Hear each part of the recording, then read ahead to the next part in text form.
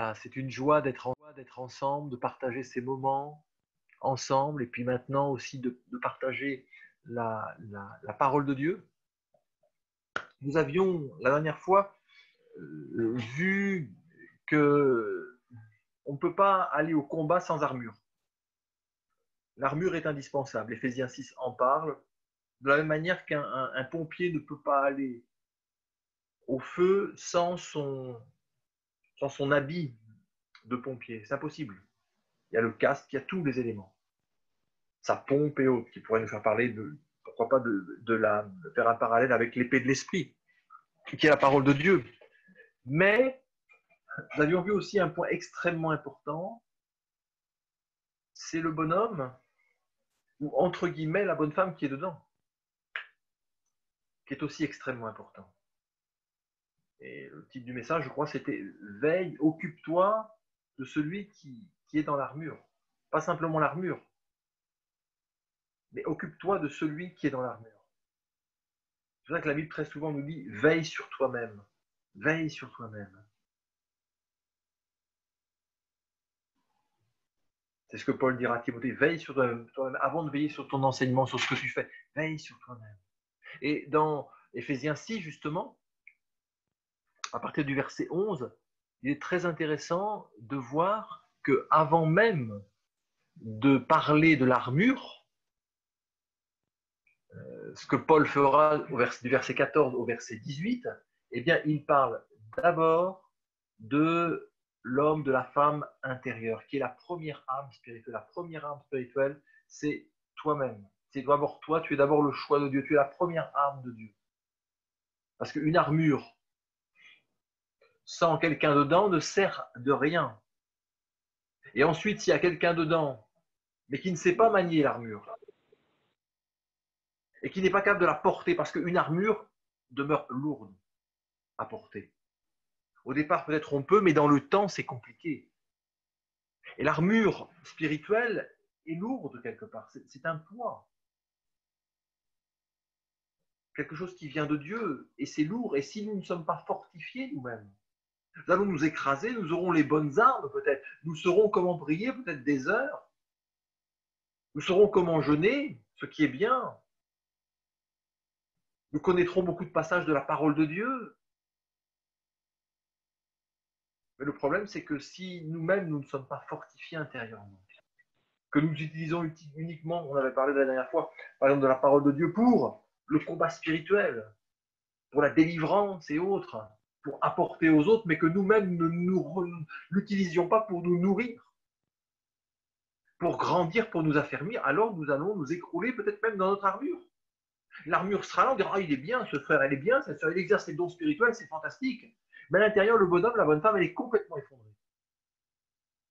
Elle est épuisée. Burn-out, c'est le terme à la mode. Burn-out spirituel, moral, physique.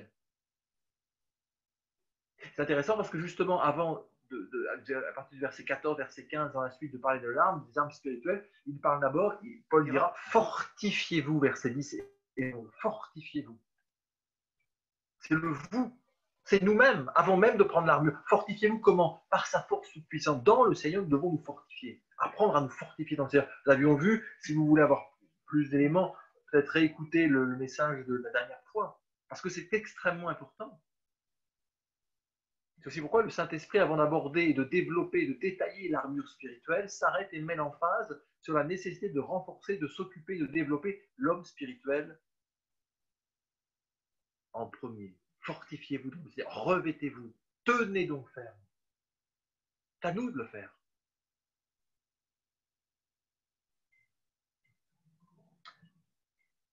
Et puis, deuxième remarque, nous avions vu par rapport à ça, c'est que dans et en vue du combat spirituel, ça n'est pas Dieu seulement qui va nous fortifier. Nous sommes souvent dans une attitude passive, nous attendons tout de Dieu. Même la manne dans le désert est tombée du ciel. Et les grâces, tout don parfait, toute grâce excellente descend d'en haut du Père des Lumières, chez lequel il n'y a ni ombre ni variation. Oui, ça descend d'en haut. Nous recevons de Dieu comme la manne descendait du ciel, c'est vrai. Mais pour autant, la manne, il fallait aller la chercher. Et en plus, il fallait la chercher tôt le matin. Autrement, elle fondait. Et non seulement il fallait la ramasser, l'accueillir, tous les cas la ramasser par terre, mais il fallait la préparer. Et ensuite, il fallait la cuire. Ceux qui se contentaient de dire ah, Seigneur, ta manne descend du ciel et rester dans leur cabane, ils pouvaient rester longtemps et y mourir dans leur cabane. Et parfois, nous sommes, en tant que chrétiens, enfants de Dieu, dans cette situation-là, nous attendons de Dieu, Seigneur, et descend. Seigneur, descend, envoie-moi ta bénédiction. Et nous attendons dans notre cabane, nous attendons notre position, nous ne bougeons pas. Nous attendons que Dieu fasse tout. Et Dieu ne répond plus à nos prières parce qu'il a déjà répondu. La manne est descendue. La manne est descendue. Le problème, c'est que nous avons entendu tellement longtemps. Comment nous allons voir, mais il n'y a plus rien. Mais non, il n'y a rien du tout. Parce que tu as attendu tellement longtemps, il faut te lever le matin.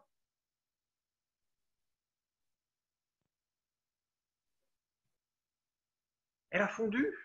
La bonne nouvelle, c'est que le lendemain, elle revient. Alléluia, avec Dieu est un Dieu de grâce. Alors, si tu as attendu pendant un temps, maintenant lève-toi. Et va à la cueillette. Fais ta part, ça descend de Dieu, mais il faut que tu fasses ta part dans tous les domaines de nos vies, sur le plan professionnel. J'ai un ami qui a galéré longtemps, je pense à Tatiana, qui a galéré pendant longtemps sur le plan professionnel. Il a envoyé je ne sais pas combien de CV, je crois que c'est 400 CV. Il avait fait une formation en informatique. Tous ceux dans sa classe, c'était le seul chrétien, tous ceux dans sa classe avaient trouvé un stage. Il était le seul à ne pas avoir trouvé de stage. Et s'il ne trouvait pas de stage, à ce moment-là, la formation n'était pas validée. Après, ils ont tous trouvé un travail. Le seul qui n'est pas trouvé, c'est lui qui a dit. C'est dur, hein. Il a fait sa part. Près de 400 CV. Et au bout du compte, on était complètement découragé. Il n'y croyait plus du tout. Un appel. Et quel appel? Le CNRS de Paris. Et maintenant, il est fonctionnaire au CNRS, au centre de recherche. Mais il a fait sa part. Fais ta part. Peut-être tu as demandé des choses, mais tu ne vois pas l'exaucement. Peut-être simplement parce que tu n'as pas fait ta part. Pose-toi la question, qu'est-ce que tu veux que je fasse? Qu'est-ce que j'ai à faire? Parce qu'il n'y a pas de passivité dans le royaume de Dieu. Même la foi est active. Même la foi est active. Ça demande d'être participant, ça demande de faire un acte de foi, de poser un acte de foi. Il n'y a pas de foi sans preuve. Dieu nous donne sa foi, la foi, la Bible dit la foi une fois pour toutes, à la faire développer, à la faire grandir. Mais par contre, ensuite, c'est notre part de poser des actes de foi. Pierre a posé le pied sur l'eau. Si c'est toi, Seigneur, dis-moi de venir, viens. Mais il a posé son pied sur l'eau. Il n'a pas dit non, Seigneur, tiens, viens à bord, toi. Il a été sur ses peurs, sur ses craintes. Il faut que tu poses ton pied, je ne sais sur quoi, mais il faut que tu sortes de ta caverne, mon frère, ma soeur. Et là, je parle à quelqu'un, il faut que tu sortes de ta caverne. Il faut que tu sortes de ton repère. Même Élie, qui n'en pouvait plus, qui était dans sa caverne, il a dû sortir. Il faut que tu sortes. Il faut que tu sortes de ta dépression. Et c'est en sortant que tu vas voir les exaucements de prière, que tu vas voir la manne de Dieu qui est là, qui est posée. Et qui te permet de pouvoir continuer ton chemin, reprendre ton chemin de manière surnaturelle, comme tu ne l'avais jamais fait. Fortifiez-vous. C'est à nous de le faire. Ce n'est pas au Seigneur de le faire. Il est capable de le faire, il le fait à certains moments. Mais il nous a donné tout ce qui contribue à la vie, à la piété. C'est important de te mettre à l'œuvre, de te fortifier, de ne pas toujours attendre, de dépendre des autres et de Dieu. N'attends pas comme ça passivement, Seigneur, baptise-moi dans mon esprit, j'attends. Non, mets-toi à l'œuvre. Si déjà tu ne pries pas tout haut chez toi, si tu ne le loues pas tout haut, comment c'est possible? Si tu ne remportes pas la victoire avec tes propres mots, quand nous nous retrouvons ensemble pour louer le Seigneur, comment veux-tu après recevoir le baptême dans le Saint-Esprit? À quoi ça va te servir? Si c'est pour parler uniquement dans ton cœur. Si tu es bloqué par la timidité, quoi qu'il en soit, et tu veux être utile à Dieu, c'est-à-dire je voudrais des dons pour te servir, à quoi ça va te servir? Tu vas avoir un don de prophétie, une parole de connaissance, une parole de sagesse. Un don des guérisons pour prier pour quelqu'un et autres, un don des miracles. Mais si la peur te retient, à quoi ça va te servir? La tâche n'incombe pas aux autres seulement, non plus, ni à Dieu, mais à nous-mêmes prioritairement. Parce qu'il nous a tout donné en Christ pour que nous puissions faire notre part. Et le reste viendra, d'autres viendront nous aider. Amen. Parce que nous sommes un corps. On ne peut pas tout seul. Dieu lui-même viendra nous secourir. C'est notre privilège, mais aussi notre responsabilité de nous fortifier, de nous revêtir, d'avancer, de nous tenir fermes comme ce boiteux. Lève-toi et marche, à qui Jésus va le dire, se paralyser, pardon. Il n'a pas dit, ah Seigneur, fais-moi tenir ferme, je m'appuie sur toi. Il s'est levé et le Seigneur l'a fait tenir ferme sur sa parole. Lève-toi. N'attends pas que ça vienne, ça ne viendra pas. Et la troisième remarque, par rapport à ce texte, on avait vu que l'apôtre Paul, verset 19, disait, priez pour moi. On va dire, bah oui, c'est bien, on va demander la prière, c'est bien de demander la prière, c'est biblique, Paul le demande aussi. Mais il ajoute, priez pour moi afin qu'il me soit donné quand j'ouvre la bouche, de faire connaître hardiment et librement le mystère de l'évangile pour lequel je suis ambassadeur dans les chaînes et que j'en parle avec assurance comme je dois en parler. Demander la prière de l'Église, oui, Paul l'a fait effectivement, mais il l'a fait dans le but d'être rendu capable d'accomplir sa mission. Ce pourquoi Dieu l'avait envoyé. Et si tu demandes à Dieu de t'aider, si tu fais ce genre de prière, c'est aide-moi à trouver du travail. Ne laisse pas Dieu trouver du travail pour toi. C'est à toi de faire ta part. Fais ta part. Ça doit te mettre dans les dispositions aussi de rencontrer quelqu'un. Si tu restes tout le temps tout enfermé, disant j'attends. Mais non. Ouvre-toi, développe la communion fraternelle de manière simple. Fais-toi des amis dans l'église, des frères et sœurs. Arrête de te tenir dans la peur.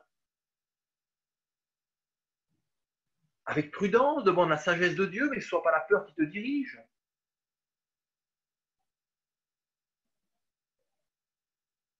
Et puis Dieu te conduira, à ce moment-là, les choses se feront. Mais si tu restes toujours enfermé dans ta taverne, rien ne se passera. Les choses se font quand on avance, quand on vit la communion fraternelle, quand on sert le Seigneur. C'est un formidable moyen parce que quand on sert le Seigneur dans un domaine, dans des domaines dans l'Église, alors on se frotte aux autres, dans le bon sens du terme. On parle, on apprend à se connaître, on se lime les uns aux autres. Et puis voilà, ça s'appelle ça la communion fraternelle. Et puis ça ouvre d'autres portes, et puis les choses peuvent se faire de manière simple comme ça. La plupart du temps, c'est comme ça que les chrétiens se rencontrent. Ce sont d'abord des frères et sœurs, et puis Dieu conduit les choses, mais il ne faut pas attendre d'un coup une lumière. Tiens, j'attends qu'une lumière vienne sur un tel ou sur une telle. J'attends que tu le mettes juste devant moi, qu'il fasse ta belle déclaration. Prie, mais sois actif, fais ta part. Et c'est ainsi dans tous les domaines. N'attends pas qu'on vienne te chercher pour servir dans l'église. C'est possible que ça se fasse comme ça. Mais d'une manière générale, fais ta part, mets-toi à l'œuvre. Ce que ta main doit faire avec ta force, fais-le.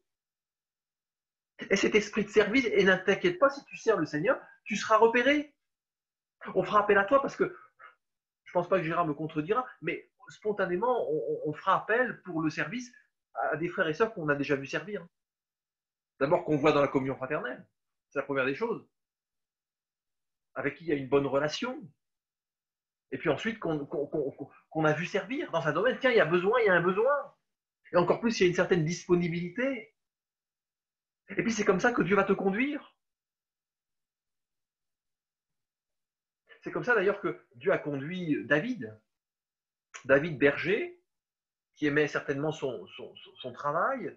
Son père va le déranger pour aller faire les commissions et pour aller porter la nourriture à ses frères. Ils sont au combat, enfin, ils sont en statu quo devant l'armée de Goliath et son armée. Il va se laisser déranger, il va aller, il va obéir à son père. Il va être disponible. Et c'est en y allant, en se rendant disponible, que son destin va changer complètement.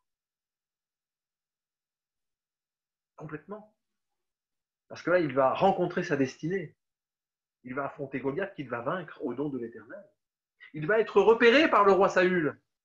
Il n'a pas cherché à se repérer, à être repéré. Il n'en avait rien à faire de ça. Lui était très bien avec ses moutons. D'ailleurs, Dieu après lui redonnera d'autres moutons, qui sont le peuple de Dieu, dans le bon sens du terme, comme il lui dira mes brebis. Mais il a obéi, il s'est laissé diriger tout simplement. Et c'est comme ça dans tous les domaines. Saisis les opportunités, provoque les opportunités dans le bon sens du terme. Sors de ta caverne. Laisse-toi guider par l'amour, et l'amour de Dieu, non plus par la peur. Oui, mais qu'est-ce qui va se passer? Arrête, fais confiance. Si tu tombes, Dieu te relèvera. N'aie pas peur de l'échec. L'échec fait partie de la vie. On l'évite, on fait ce qu'on peut, mais c'est compliqué. Il n'y a que ceux qui ne font rien qui ne se trompent pas. Je disais à quelqu'un récemment, cette sœur me disait, je lui parlais du vélo, je dis, tu fais du vélo? Oui, tu as appris à faire du vélo. T'es tombé, oh là là, combien de fois? Ah oui, mais bon, aujourd'hui, elle sait faire du vélo. Elle est tombée. Ben oui. Est-ce qu'elle en est morte? Tu sais qu'elle m'écoute là. Elle n'est pas morte. Elle a peut-être eu des bleus, elle a peut-être eu des pleurs, mais maintenant, elle sait faire du vélo. Ben, c'est comme ça, mon frère, ma sœur. Aussi dans la vie chrétienne, hein. On ne fait pas exprès de tomber, ça, ce serait mauvais.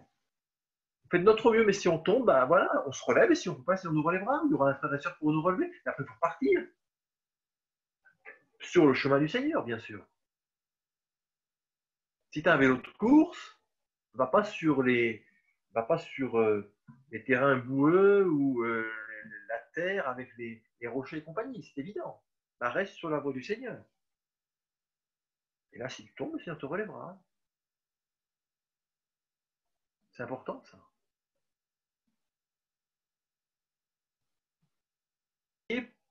Mais pas pour le laisser tout faire. C'est-à-dire faire la place, c'est-à-dire envoie, fais. Non. Ni pour que d'autres fassent ce que nous devrions faire nous-mêmes, non. Et je prends l'exemple du réveil spirituel, je l'avais donné. C'est-à-dire envoie un réveil spirituel, oui. Mais ce que nous oublions, c'est que Dieu veut travailler au travers de nous. Il y a ce passage tout à l'heure qui m'est venu en tête, Éphésiens 3, versets 20 à 21, où il est dit « Aura celui qui peut faire par la puissance qui agit en nous, infiniment au-delà de tout ce que nous demandons ou pensons. À lui soit la gloire, dans l'Église, en Jésus-Christ, dans toutes les générations, au siècle des siècles. » Vous voyez, Dieu ne change pas dans toutes les générations et au siècle des siècles. Dieu veut manifester sa puissance. Oui, Seigneur, envoie ta puissance, envoie un réveil, envoie des guérisons. Seigneur, sauve des âmes, Seigneur. Va sauver mon voisin, va sauver mon quartier. D'accord? Mais n'oublions une chose, c'est que Dieu n'a pas changé. Les méthodes, les moyens, Dieu reste le même. Par la puissance, oui, mais qui agit en nous, qui agit en toi. Tu es le canal de Dieu. D'ailleurs, nous sommes le temple du Saint-Esprit. Le Saint-Esprit va agir, il peut agir, il est Dieu, il agit indépendamment de nous, il est souverain, mais il veut agir au travers de nous.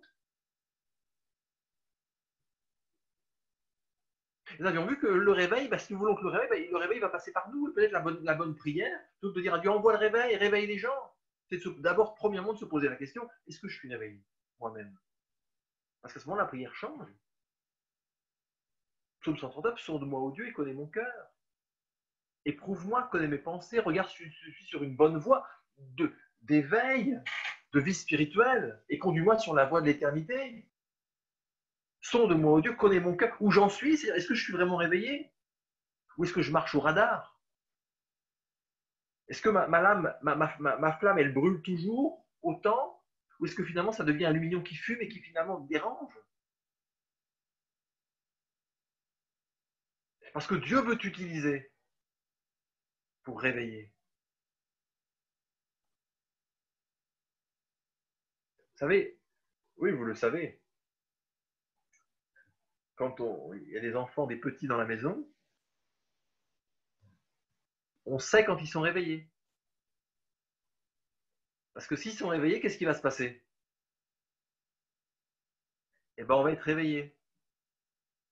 Si au départ, ils vont commencer à gazouiller, rester un peu, à un moment donné, ils vont gazouiller, ils vont crier, et ils vont nous réveiller. Et nous saurons qu'ils sont bien réveillés.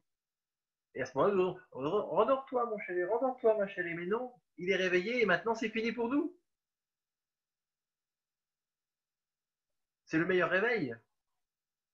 Et tu es le réveil de Dieu. Le réveil, Dieu veut le faire passer par toi. Pas simplement par une institution, par un mouvement, par des organisations, mais par toi personnellement. Dieu te parle personnellement, il t'adresse un appel personnel. Dieu veut un réveil. Mais tu es l'instrument de Dieu pour que le réveil dans notre génération. Dans toutes les générations. C'est ce qu'on a lu dans Éphésiens 3, 21. Au siècle des siècles. Dans notre génération, de confinement, d'après-confinement, Dieu veut un réveil. Mais ce réveil va passer par toi. Et tu ne pourras pas te cacher toujours derrière les autres, derrière l'Église, derrière les organisations. Ni même, j'allais plus loin, derrière les prières. Seigneur, envoie. Seigneur, fais. Seigneur, réveille. Mais à un moment donné, Seigneur, qu'est-ce que tu veux que je fasse? Ça a été la prière d'Ésaïe. Envoie-moi, Seigneur. Il n'a pas dit envoie, Seigneur, fais ceci, fais cela. Ça a été la prière de l'apôtre Paul.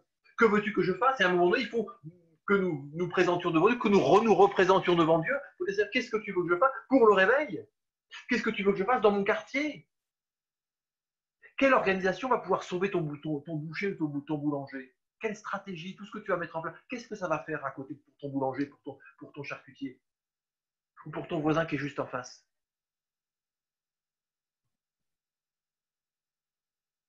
Tu peux prier, c'est vrai que pourquoi pas, il peut regarder par Internet, mais tu ne crois pas qu'il y a des moyens aussi simples?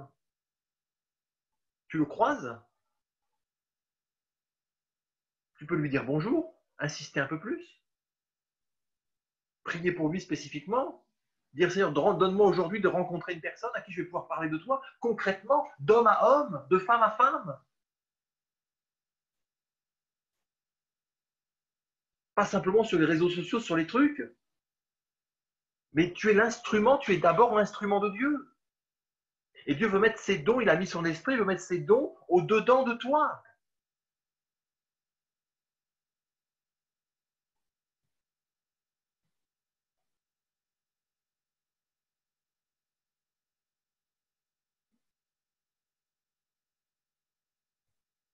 La prière juste, c'est peut-être réveille-moi, Seigneur. Ou ce qui en moi est peut-être éteint. Éteint par les déceptions, éteint par les inquiétudes, éteint par les préoccupations. Parfois, le prince de ce monde nous charge de travaux. On a tellement de travaux, tellement qu'on finit par être fatigué. Il y a quelque chose qui s'est éteint. On continue le job, on continue le job. On continue d'aller à la réunion, on continue de faire ce qu'on a fait, on continue de servir. Il y a comme quelque chose d'éteint. Au moment de la prière, on s'endort. Pour la parole de Dieu, il n'y a pas de problème pour regarder un film, pour faire n'importe quoi, il n'y a pas de problème pour manger, pour être éveillé. Là, on est éveillé. Mais au moment où il s'agit de dire, on va ouvrir la porte de Dieu, déjà d'emblée, c'est le somnifère excellent. Réveille-moi, Seigneur, afin de communiquer la vie, de communiquer ta vie autour de moi.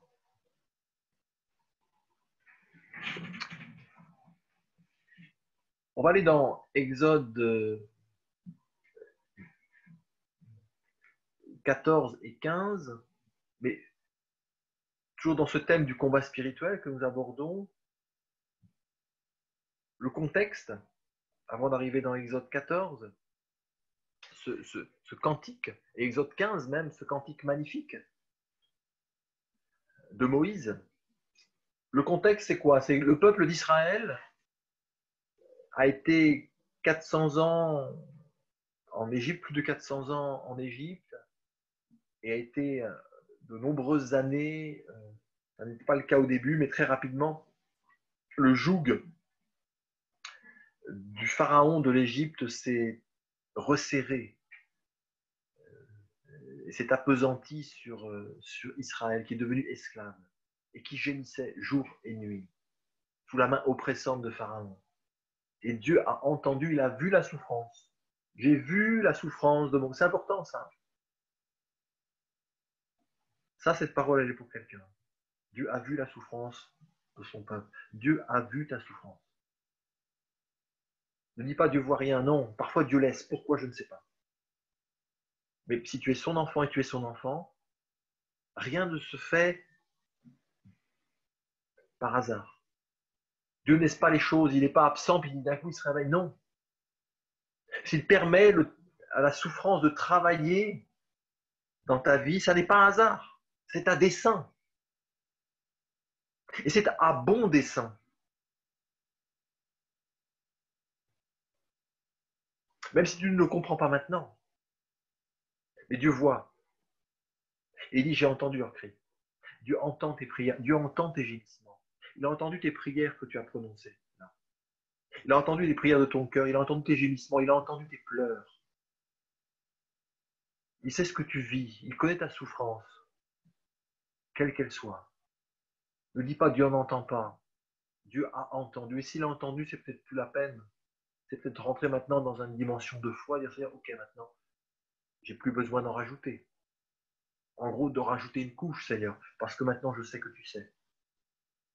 J'ai pas besoin de t'amadouer, Seigneur. Comme de te séduire par mes souffrances. Parce que Dieu, s'il y en a bien un qui a compassion, c'est lui. Et s'il a vu la souffrance de son peuple, c'est pas sa volonté. Tiens, j'ai vu, et puis hop, je suis passé à autre chose. Quand Dieu voit la souffrance, il compatit. Pâtir, souffrir avec. C'est ça la compassion. Et Dieu souffre. Quand tu souffres, sache une chose. C'est que Dieu souffre. Sache que quand tu souffres, Dieu souffre. Quand celui ou celle que tu aimes ou ceux que tu aimes souffrent, tu souffres. Aussi. Et parfois même plus, différemment, parce que tu préférais toi-même souffrir dans ton corps que de voir celui ou celle que tu aimes souffrir. Sache que quand tu souffres, Dieu souffre avec toi. Non seulement il n'est pas simplement là pour te voir dans ta souffrance, t'accompagner, mais il souffre avec toi. Il entend, il recueille tes cris, tes prières. Et à un moment donné, il dit, je vais lui renvoyer un libérateur. Et ce libérateur, c'est Moïse. Amen. Ce Moïse, il vient d'où? Il vient du désert. Un libérateur pour sauver Israël, on attendait tout. Ils attendaient sans problème peut-être un libérateur. Parce que il y a eu un temps où Dieu a envoyé la réponse à la prière de son peuple. Plus tard, il enverra des juges, des libérateurs. Mais ce Moïse, on ne l'attendait pas. Entre guillemets, ce faux type. Ce fils de la fille de Pharaon, qui était dans le mauvais camp. Et puis qui est parti comme un fuyard, là. Dans le désert, on n'a plus entendu parler de lui pendant 40 ans. L'oublié, le maudit, entre guillemets. Peut-être maudit des hommes, oublié des hommes, mais béni de Dieu.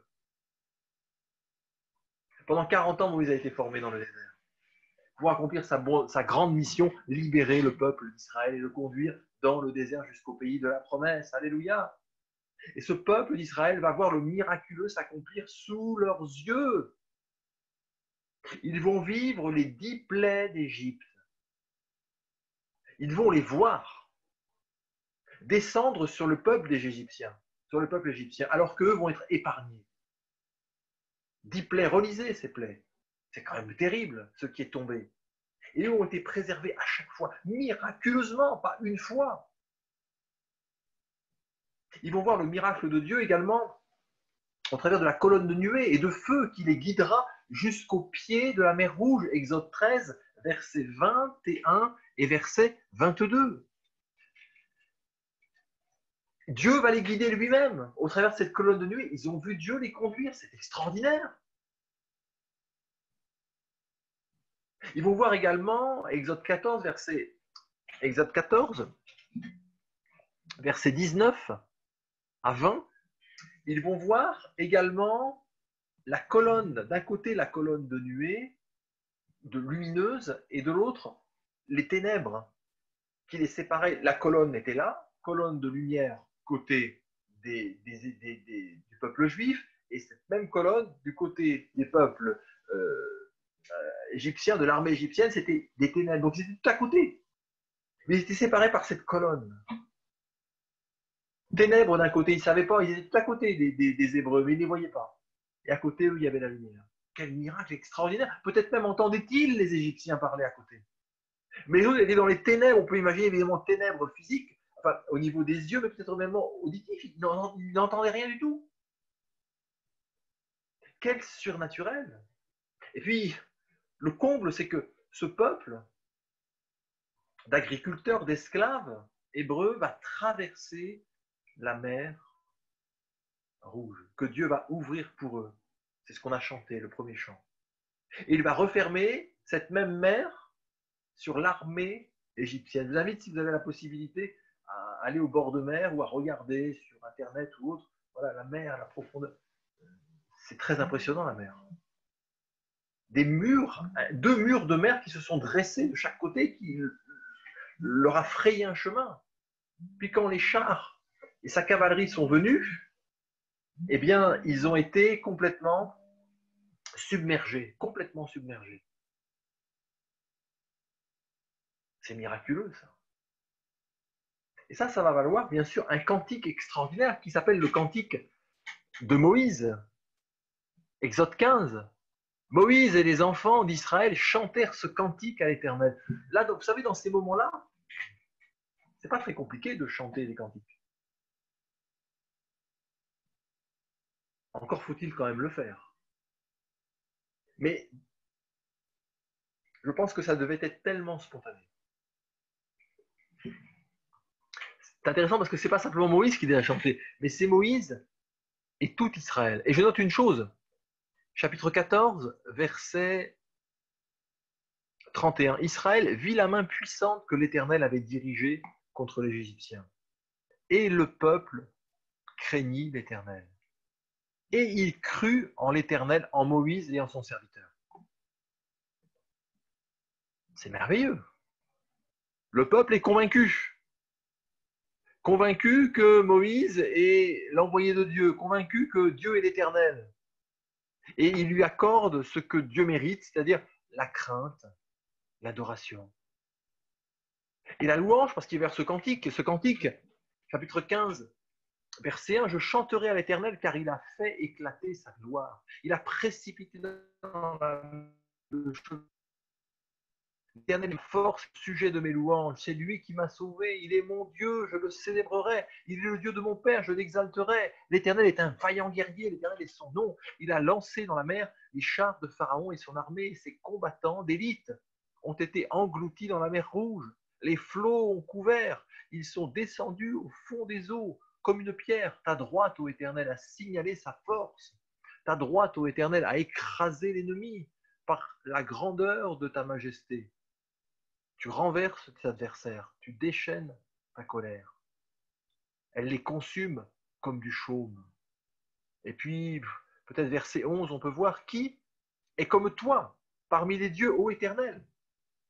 Qui comme toi est magnifique en sainteté, digne de louange, opérant des prodiges. Parenthèse, tout ça, c'est ce que Dieu a opéré pour nous. Il nous a sortis de l'Égypte, à main forte et à bras étendus. Souviens-toi de ça. Parce que ce cantique, il est marqué cantique de Moïse et du peuple d'Israël. Ça devrait être le cantique, ton cantique. Peut-être tu dis, mais moi j'aime tel cantique. Tu as le droit d'aimer le cantique que tu veux, il n'y a pas de souci.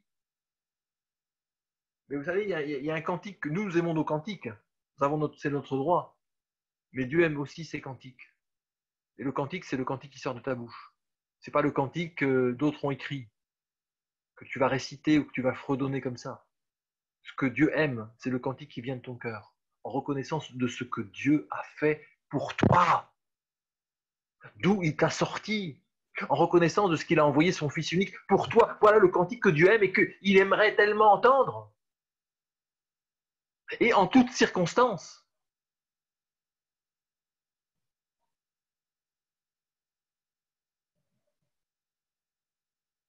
Tu recherches beaucoup de cantiques. Et c'est bien. Mais sache qu'aussi Dieu recherche aussi des cantiques qui viennent de ta propre bouche, pas récités par les autres, mais qui viennent de ce cœur reconnaissant, ce cantique de louange, des cantiques comme Paul en parlera aux Éphésiens ou aux Colossiens, des cantiques spirituels, chantant de tout votre cœur sous l'inspiration du Saint-Esprit. Qu'il puisse y avoir des cantiques spontanés qui jaillissent de ton cœur, en chantant, quelle que soit ta voix, que tu puisses louer le Seigneur pour ce qu'il a fait pour toi, pour qui il est. Est-ce qu'il y a ce cantique qui monte vers Dieu régulièrement?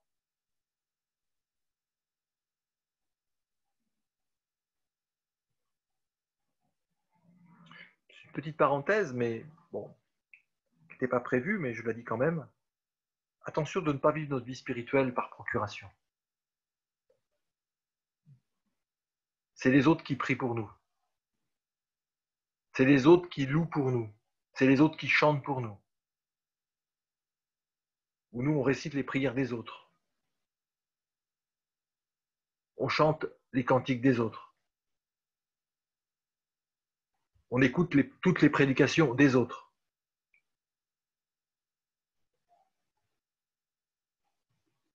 Mais il n'y a pas cette relation fraîche, directe avec le Seigneur. On ne va pas à la source. Il veut quelque chose qui jaillisse de ton cœur. Ne vis pas ta vie spirituelle et ta vie chrétienne par procuration, mais vis-la toi-même. Dieu veut faire des miracles encore dans ta vie, veut te donner de vivre des choses extraordinaires. Quel que soit ton âge physique, mais également quel que soit ton âge spirituel. Parce que Dieu est le Dieu des miracles. Et Dieu veut signaler sa gloire dans ta vie, dans ton travail, dans ta famille, dans ton église, dans ton service, dans ton voisinage.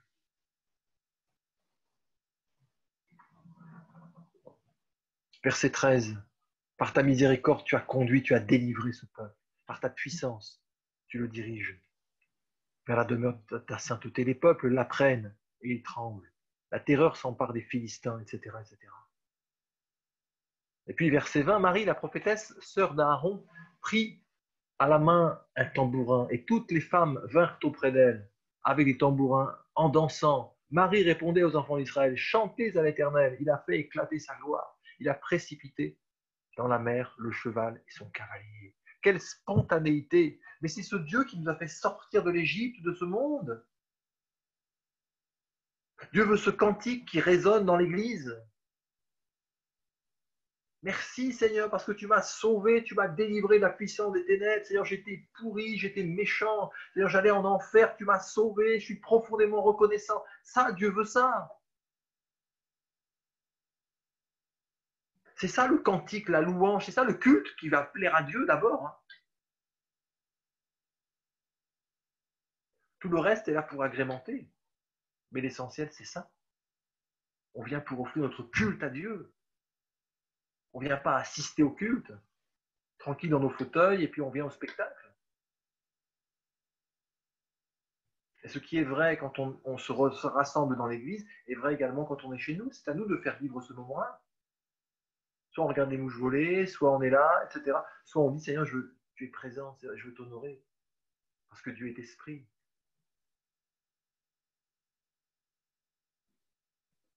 Et il est présent. Parce que si Dieu s'accorde pour demander quelque chose en son nom, il leur donnera. Dieu est présent là où 2 ou 3 sont assemblés en son nom et nous sommes assemblés en son nom. Pas physiquement, mais en son nom. Alors il est présent. Et puis, et on poursuivra la prochaine fois, mais quel contraste ensuite. Un frère m'a partagé ce passage, c'est quelque chose de bien particulier, et puis ça m'a parlé pour autre chose. Verset 22, toujours de Exode 15. Moïse fit partir Israël de la mer Rouge. Ils prirent la direction du désert de Shur. Et après 3 journées de marche dans le désert, ils ne trouvèrent point d'eau. Ils arrivèrent à Mara, mais ils ne purent pas boire l'eau de Mara parce qu'elle était amère. C'est pourquoi ce lieu fut appelé Mara. Le peuple murmura contre Moïse en disant, que boirons-nous? Moïse cria à l'Éternel, et l'Éternel lui indiqua un bois qu'il jeta dans l'eau, et l'eau devint douce. Ce fut là que l'Éternel donna au peuple des lois et des ordonnances, et ce fut là qu'il le mit à l'épreuve. Quel contraste! Et je me dis combien moi je peux me retrouver là-dedans. On est sur la montagne de la louange. Alléluia, Dieu est grand, tu es merveilleux, surtout quand on est tous ensemble, c'est fantastique, merci Seigneur, quand on est exaucé, c'est merveilleux. Puis 3 jours de marche, Le dimanche, c'était ça, alléluia. Dimanche soir, lundi, mardi, hop. Un petit truc qui tourne pas rond.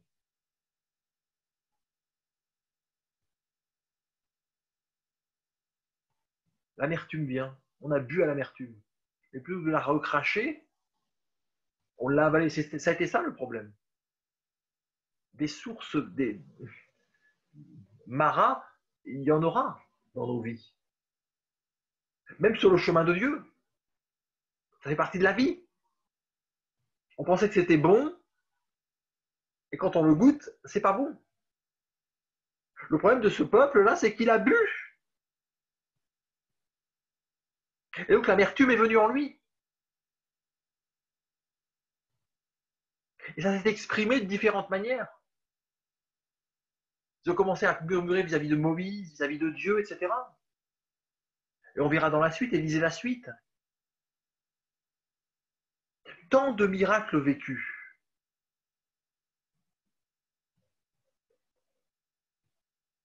Une louange tellement extraordinaire. Tout était là, les instruments, tout était là, fantastique. Et dans la vraie vie, le premier obstacle, la première chose qui ne va pas comme on veut, on avale ça direct. Et ça commence à murmurer. Oui, pourquoi ça, pourquoi ça, pourquoi ça, qu'est-ce qui se passe, etc. Pourquoi les... Et ça commence à murmurer, à murmurer, à murmurer. Qu'est-ce qui s'est passé? La Bible nous dit, et c'est Paul qui le dira aux Corinthiens, que le peuple entier est passé par la mer Rouge. Comme au travers du baptême, c'est-à-dire qu'ils sont passés, ils ont expérimenté, c'est un type, voilà une image finalement de la conversion. Ils sont passés de l'Égypte au-delà, en passant par la mer, par l'eau du baptême. Ils sont passés à la vie nouvelle. Et ils sont tous passés. Aucun d'eux n'est resté au fond. Aucun d'eux n'est resté en Égypte. Ils ont tous fait le pas de foi parce qu'il fallait quand même avancer. Comme nous avons fait ce pas de foi, nous avons cru au Seigneur Jésus, nous sommes avancés jusque dans les eaux du baptême.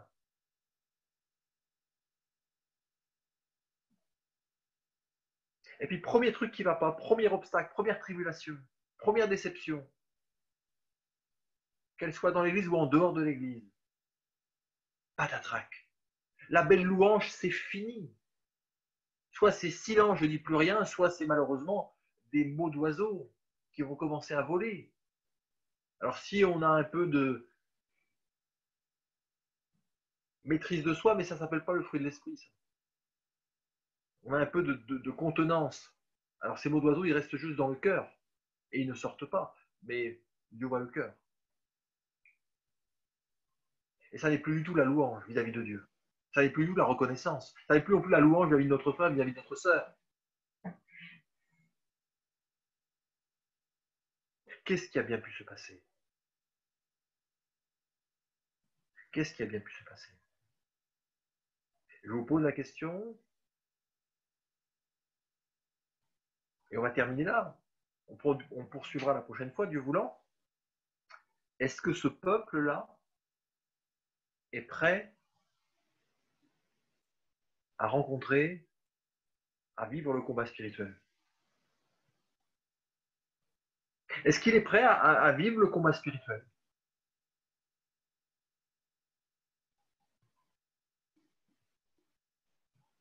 Parce qu'il n'y a pas de victoire sans combat.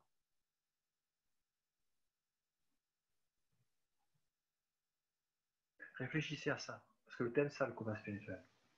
On peut s'identifier à ce peuple. Il y a tout dedans. On a expérimenté ça. Relisez ça. Et appliquez-vous ça à votre propre vie. Pas simplement le peuple d'Israël, mais vous, d'où Jésus vous a sorti.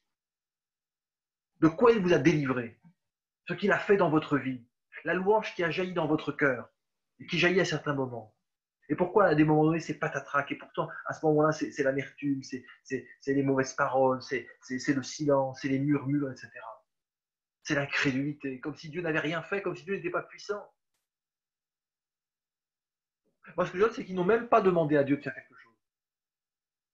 Parce qu'ils ont bu à l'amertume, assez tôt.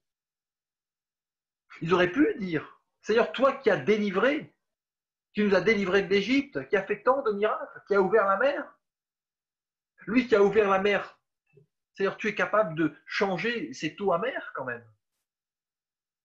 Mais non, aveuglés par l'amertume. Et c'est souvent notre cas. Évidemment, comment allons-nous pouvoir remporter des victoires après pour le Seigneur? Si au premier obstacle, dès que nous sommes confrontés à la déception, à la désillusion, que nous goûtons à l'amertume, nous pensions que c'était bon et hop, c'est l'amertume. D'un coup, nous replions. Comment voulez-vous? Et là, on n'est même pas dans le combat spirituel. Hein. On est dans le chemin de Dieu. Pourquoi ce patron? Pourquoi cette maladie? Pourquoi ceci? Pourquoi cela? Pourquoi il m'arrive ça? Pourquoi je ne suis pas exaucé? Oui, mais moi, ce que je lis quand même, c'est que verset 25, je crois, ce fut là que l'Éternel donna au peuple des lois et des ordonnances, et ce fut là qu'il le mit à l'épreuve. Le diable n'a rien à voir là-dedans. Arrête de voir le diable partout, tu lui fais trop d'honneur. Il y a bien des choses où c'est Dieu qui nous met à l'épreuve, en vue de nous faire passer un test pour nous faire passer à d'autres étapes sur notre chemin. Mais le problème, c'est que dès qu'il y a le test, nous échouons directement. Ah, l'ennemi, le diable, etc., les autres et tout. Comment voulez-vous? On ne peut pas avancer. Et on rejoint ce qu'on a dit tout à l'heure et ce qu'on a dit la fois précédente. Avant de l'armure, il faut s'occuper du bonhomme, de la bonne femme qui est dedans. C'est une chose d'avoir une armure de combattant, c'est autre chose d'être un combattant. Une armure de combattant, elle sert à un combattant. Mais si dedans, il y a quelqu'un qui n'est pas combattant, qui s'arrête à le premier truc, c'est pas la peine, l'armure va servir de rien. Et ce test a révélé qu'il n'était pas prêt. Et peut-être examinons-nous. Nous avons dit oui, c'est l'ennemi, c'est le combat, c'est oui, mais peut-être ça n'a rien à voir à ça. C'est Dieu qui a voulu juste t'alerter pour te dire, tu vois où tu en es. On ne peut pas aller plus loin. Et Dieu veut que tu ailles plus loin. Dieu veut que tu ailles plus loin. Parce qu'il est le chemin, la vérité, la vie. Il faut que tu acceptes de passer par cette étape de la déception, de la désillusion, de l'amertume. Et que tu recraches ça pour pouvoir avancer plus loin. Et dans cette circonstance, continuer ce cantique. Pas le cantique que d'autres chantent, mais ton cantique à toi, de louange personnelle, de reconnaissance, même si tu ne comprends pas, même si tu as bu la tasse. Bien sûr, tu vois, je ne suis pas bien au-dedans de moi, c'est-à-dire, tu vois, ça m'a troublé, ça m'a perturbé, ça m'a. Oui. C'est-à-dire, guéris-moi, aide-moi, c'est-à-dire, pour pouvoir continuer mon chemin. Je ne veux pas m'arrêter là. Et je te dirais, ne t'arrête pas là. Ne t'arrête pas là. Dieu veut t'emmener plus loin. Amen.